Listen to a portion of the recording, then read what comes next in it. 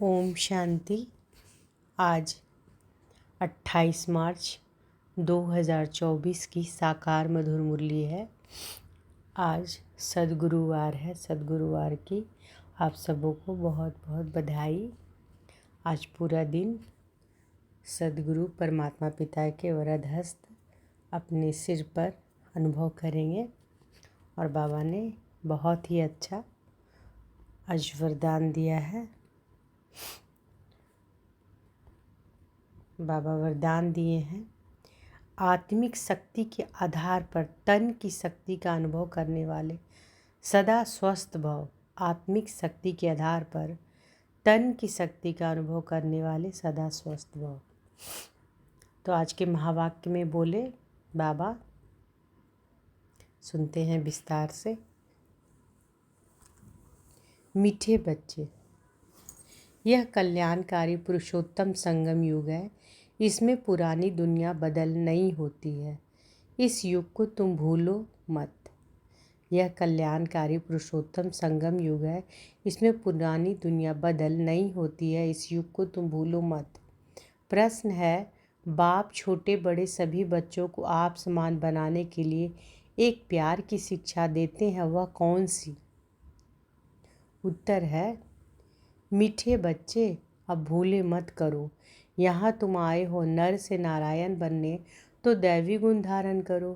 किसी को भी दुख मत दो। भूले करते हैं तो दुख देते हैं।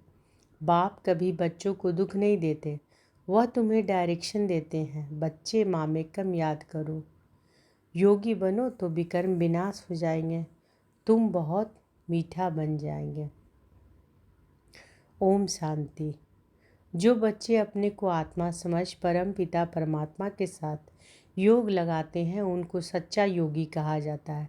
क्योंकि बाप ट्रुथ सच्चा है ना, तो तुम्हारा बुद्धि योग सत्य के साथ है।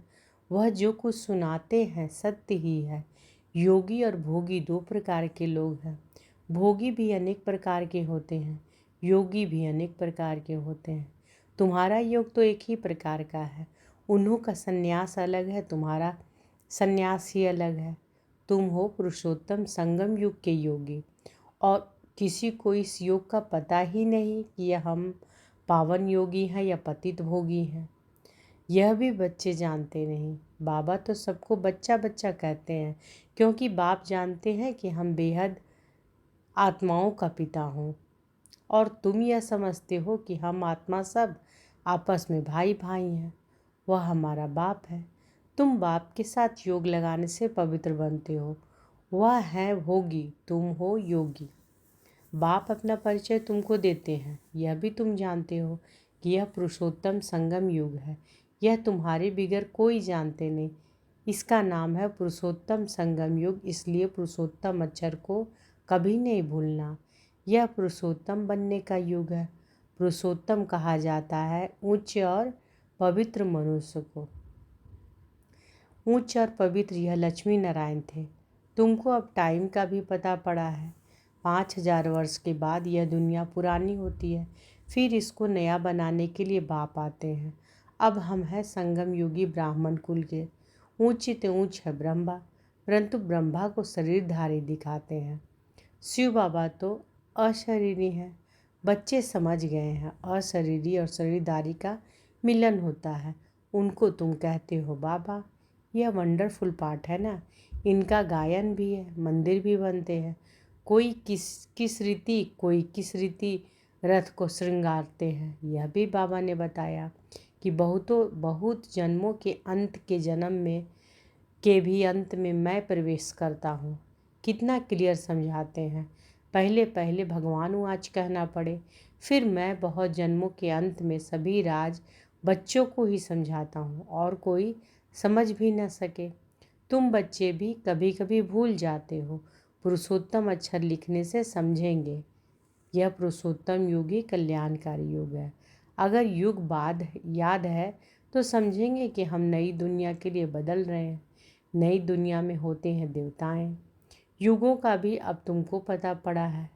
बाप समझाते हैं, मीठे बच्चे, संगम युग को कभी भूलो मत। यह भूलने से सारा ज्ञान भूल जाता है। तुम बच्चे जानते हो कि अब हम बदल रहे हैं। अब पुरानी दुनिया भी बदल नई होनी है। बाप आकर दुनिया को ही बदलते हैं तो बच्चों को भी बदलते हैं। बच्चे बच्चे तो सभी को कहते हैं। सारी दुनिया की जो भी आत्माएं हैं सब बच्चे हैं। सबका पार्ट इस ड्रामा में है। चक्र को भी सिद्ध करना है।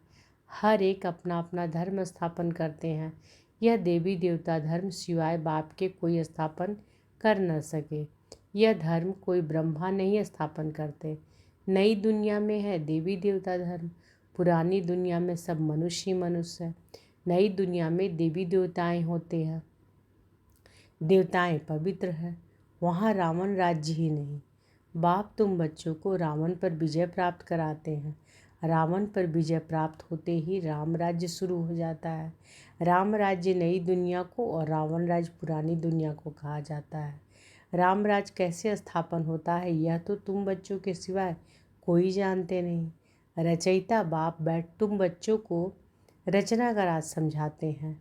बाप है रचयिता, बीज रूप। बीज को कहा जाता है बृहस्पति। अब वह जड़ बीज है, उनको तो ऐसे नहीं समझेंगे। तुम जानते हो कि बीज से ही सारा झाड़ निकलता है। सारे विश्व का कितना बड़ा झाड़ है। वह है जड़, यह है चैतन्य, सच्चित आनंद स्वरूप। मनुष्य सृष्टि का बीज रूप बाप है। उससे कितना बड़ा झाड़ निकलता है। मॉडल तो छोटा बनाते हैं। मनुष्य सृष्टि का झाड़ सबसे बड़ा है। ऊंचते ऊंच बाप नॉलेजफुल है। उन झाड़ों की नॉलेज बहुतों को होती है। इसकी नॉलेज तो एक बाप ही देते हैं। अब बाप ने तुम्हें हद की बुद्धि बदल बेहद की बुद्धि दी है। तुम इस बेहद के झाड़ को जान गए हो। कितना बड़ा पुलार इस झाड़ को मिला हुआ है। बाप बच्चों को बेहद में ले जाते हैं। अब सारी दुनिया ही पतित है। सारी सृष्टि ही हिंसक है। एक दो की हिंसा करने वाले हैं। अब तुम बच्चों को ज्ञान मिला है। अहिंसक सिर्फ एक ही देवता धर्म होता है। सतयुग में सभी पवित्र सुख शांति में रहते हैं। सब मनोकामनाएं 21 जन्म के लिए पूरी हो जाती है। सतयुग में कोई कामना नहीं। अनाज आदि सब कुछ अथाह मिल जाता है।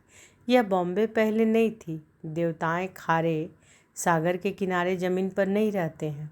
मीठी नदियाँ जहाँ थी वहाँ देवताएं थे। मनुष्य थोड़े थे। एक एक को बहुत ज़मीन होती है।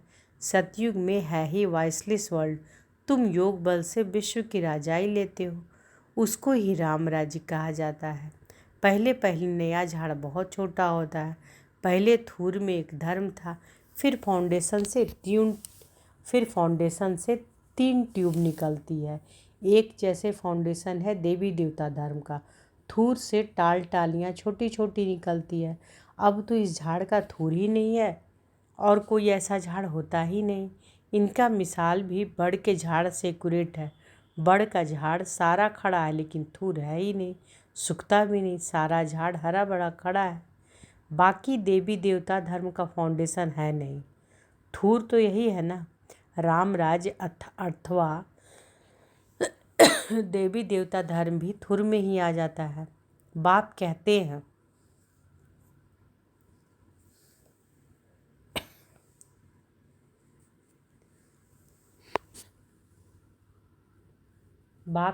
हैं कि हम 3 धर्म स्थापन करते हैं। यह सब बातें तुम संगम योगी ब्राह्मण ही समझते हो। तुम ब्राह्मणों का है छोटा सा कुल, छोटे छोटे मठ पंथ निकलते हैं ना। अरविंद आश्रम है। कितना जल्दी जल्दी वृद्धि को पाते हैं क्योंकि उनमें विकार के लिए कोई मना नहीं। यहाँ बाप कहते हैं काम महाशत्रु है, उन पर विजय पानी है। ऐसे कोई और कह ना सके, नहीं तो उन्हों के पास भी हंगामा हो जाए। यहाँ तो है ही पतित मनुष्य तो पावन बनने की बात नहीं सुनते। कहते हैं विकार बिगर बच्चे कैसे पैदा होंगे। उन विचारों का भी दोष नहीं है। गीता पाठी कहते भी हैं कि भगवान वाच काम महाशत्रु है। उनको जीतने से जगत जीत बनते हैं परंतु समझते नहीं। वह जब यह अक्षर सुनाते हैं तो उनको समझाना चाहिए। इस पर बाबा कहते हैं कि जैसे हनुमान दरवाजे पर जूतियों को बैठता था, बाबा भी कहते हैं जाकर किनारे बैठ सुन कर आओ। फिर जब यह अक्षर कहे तो पूछो किसका रहस्य क्या है। जगत जीत तो यह देवताएं थे, देवता बनने के लिए तो इन विकारों को छोड़ना पड़े, यह भी तुम कह सकते हो।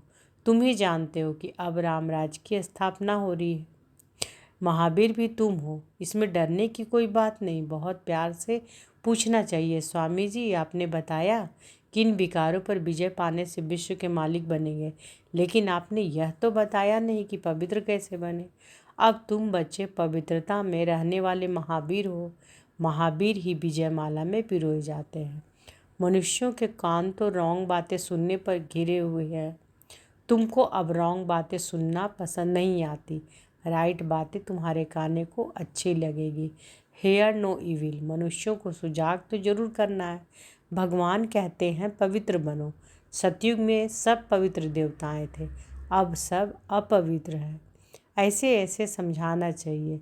बोलो, हमारे पास यह सत्संग होता है, उससे यह समझाया जाता है कि काम महाशत्रु है। अब पवित्र बनना चाहते हैं तो एक युक्ति से सुनो। अपने को आत्मा समझ भाई भाई की दृष्टि पक्की करो।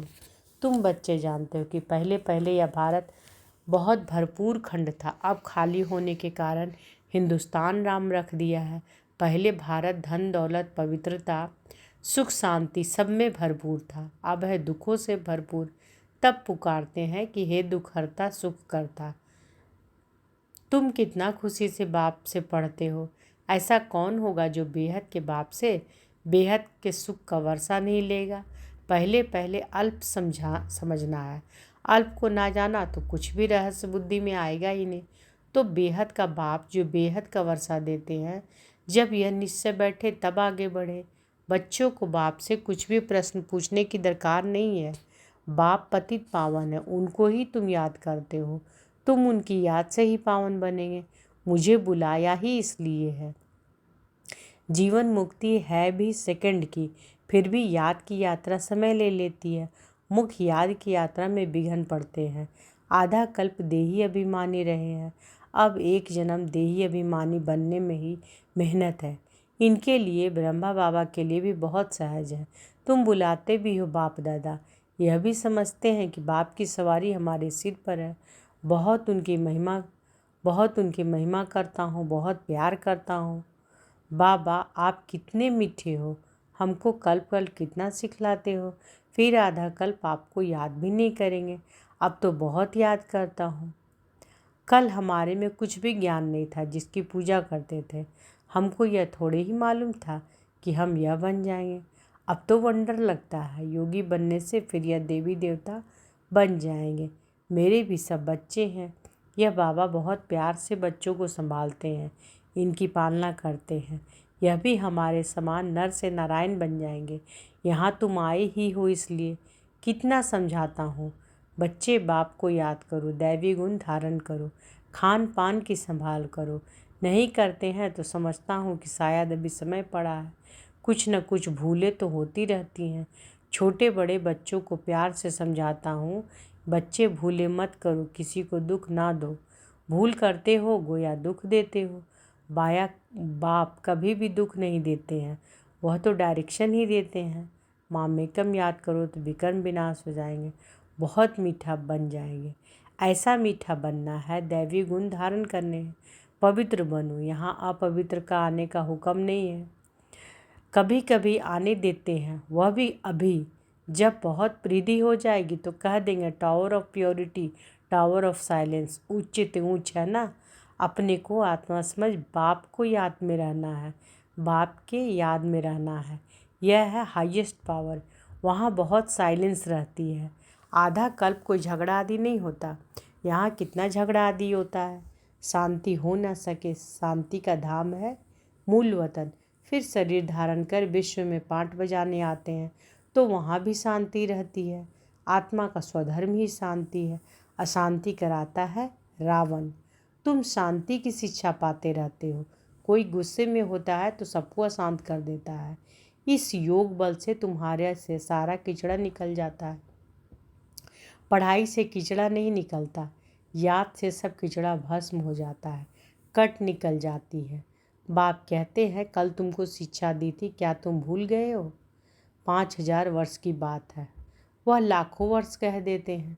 अब तुमको झूठ और सच के फ़र्क का पता पड़ा है। तुमको बाप ही आकर बताते हैं कि झूठ क्या है, सच क्या है, ज्ञान क्या है, भक्ति क्या है। भ्रष्टाचार और शिष्टाचार किसको कहा जाता है? भ्रष्टाचारी विकार से पैदा होते हैं, वहाँ विकार होता नहीं। तुम खुद कहते हो देवताएं संपूर्ण निर्विकारी है, रावण राज्य ही नहीं। यह तो सहज समझने की बात है। फिर क्या करना चाहिए? एक तो बाप को याद करना चाहिए, दूसरा पवित्र जरूर बनना चाहिए। अच्छा, मीठे मीठे सिकिलदे बच्चों प्रति माता पिता बाप दादा का याद प्यार और गुड मॉर्निंग। रूहानी बाप की रूहानी बच्चों को नमस्ते। हम रूहानी बच्चों की रूहानी माता पिता बाप दादा को याद प्यार, गुड मॉर्निंग और नमस्ते नमस्ते नमस्ते। शुक्रिया बाबा, शुक्रिया। धारणा के लिए मुख्य सार पहला है पवित्र बनने में महावीर बनना है। याद की यात्रा से अंदर का कीचड़ा निकालना है। अपने शांत स्वधर्म में स्थित रहना है, अशांति नहीं फैलानी है। दूसरा, बाप जो राइट सुनाते हैं वही सुननी है। हियर नो इविल, रॉन्ग बातें मत सुनो, सभी को सुजाग करो। पुरुषोत्तम युग में पुरुषोत्तम बनो और बनाओ। आज बाबा वरदान दिए हैं, आत्मिक शक्ति के आधार पर तन की शक्ति का अनुभव करने वाले सदा स्वस्थ भव। आत्मिक शक्ति के आधार पर तन की शक्ति का अनुभव करने वाले सदा स्वस्थ भव। इस अलौकिक जीवन में आत्मा और प्रकृति दोनों की तंदुरुस्ती आवश्यक है। जब आत्मा स्वस्थ है तो तन का हिसाब किताब व तन का रोग सूली से कांटा बनने के कारण स्वस्थिति के कारण स्वस्थ अनुभव करते हैं। उनके मुख पर चेहरे पर बीमारी के कष्ट के चिन्ह नहीं रहते। कर्म भोग के वर्णन के बदले कर्म योग की स्थिति का वर्णन करते हैं।